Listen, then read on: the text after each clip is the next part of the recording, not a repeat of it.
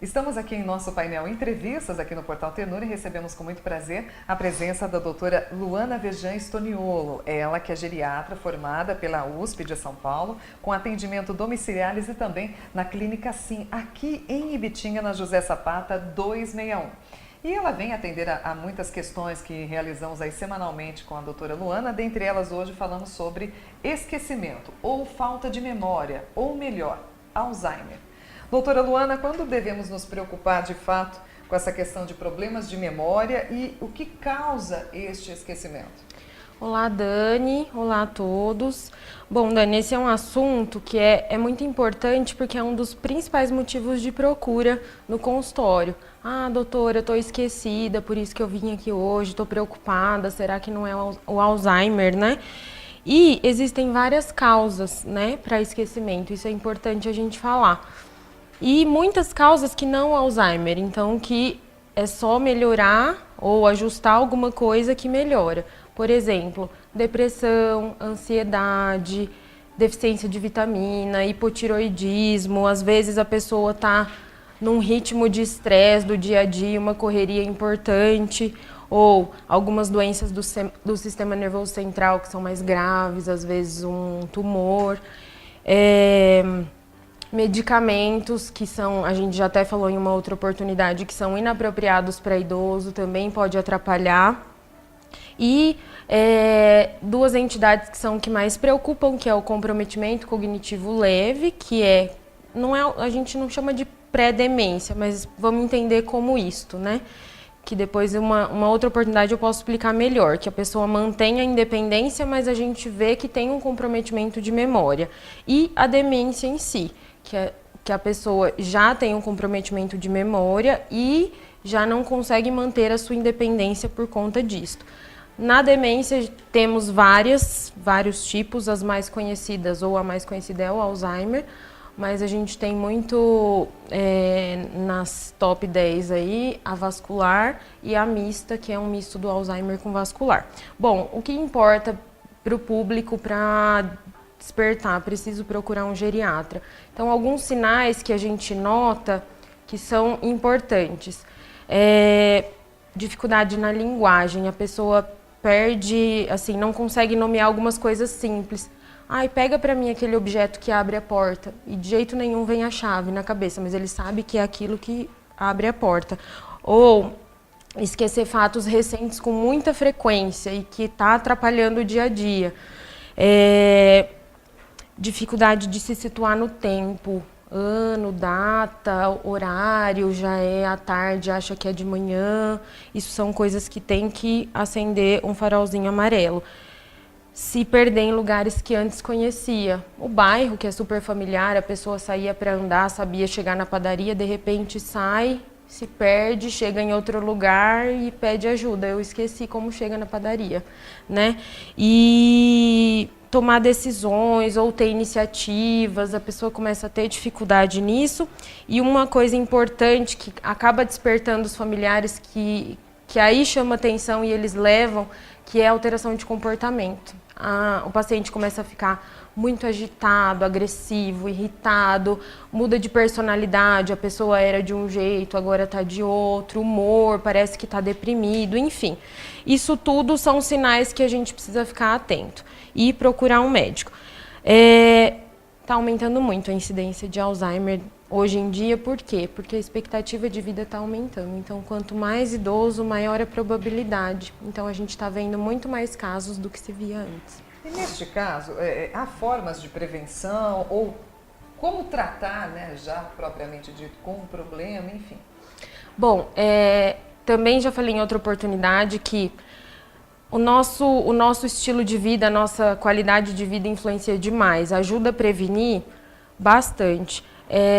Que nem eu já disse, mente ativa, uma pessoa que procurou estudar, faz atividade física, trata direitinho as doenças, principalmente aqueles riscos cardiovasculares, pressão alta, diabetes, colesterol, tabagismo, tem um círculo social, sempre está inserido em atividades. Isso tudo ajuda demais. E evitar medicações inapropriadas e cuidar direitinho da saúde, planejando um futuro. Isso é super importante. Não adianta a gente se preocupar só quando a gente chegar aos 60. A gente tem que se preocupar antes. Muito bem.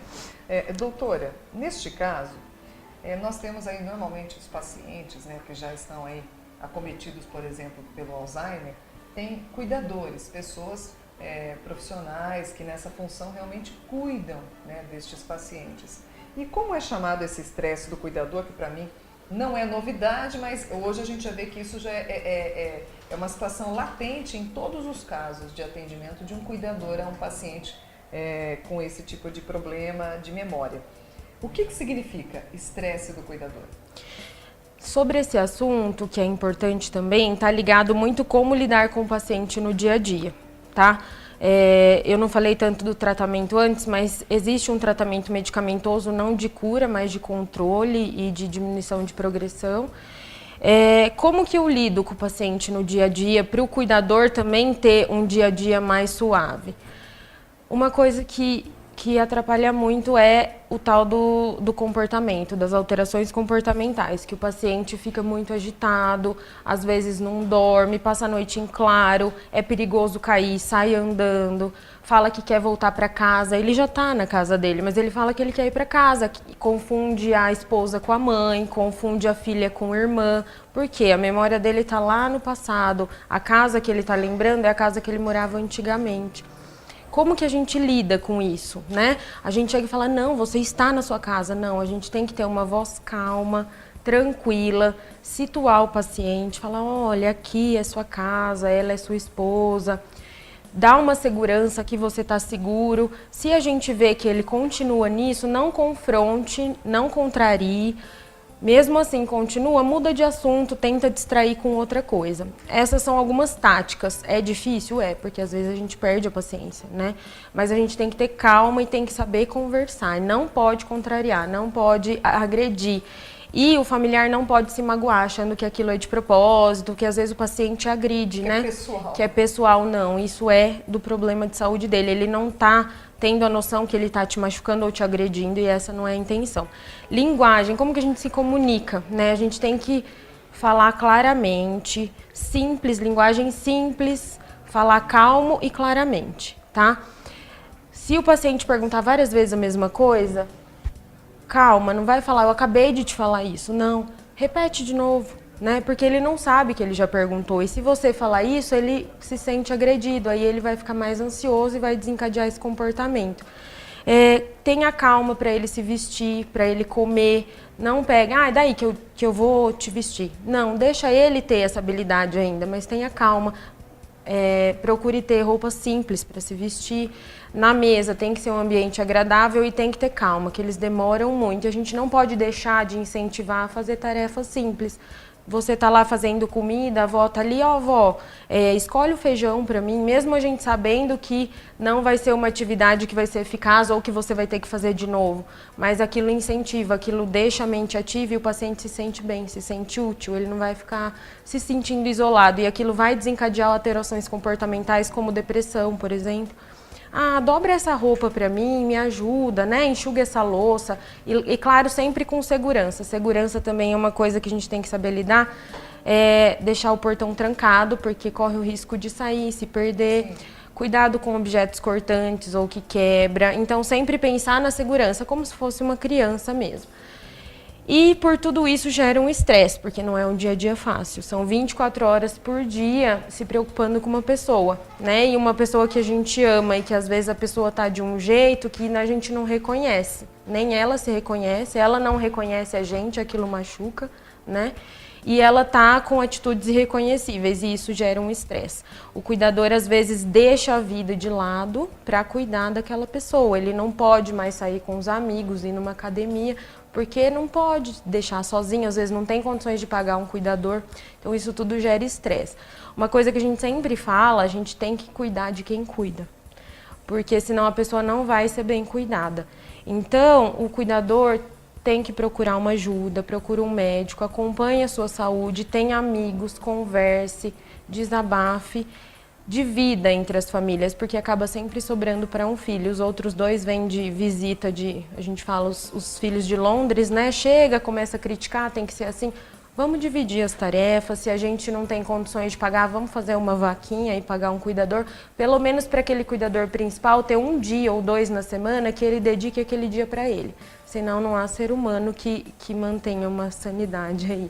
Então a gente tem que se preocupar demais com o cuidador. E o cuidador tem que parar um pouquinho e se preocupar com ele. E buscar isso, buscar uma horinha para ele também. Certo, então.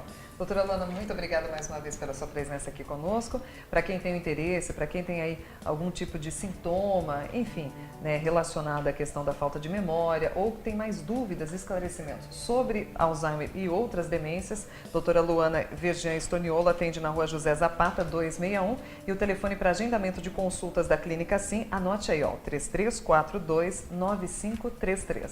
Obrigada pela oportunidade e obrigada a todos.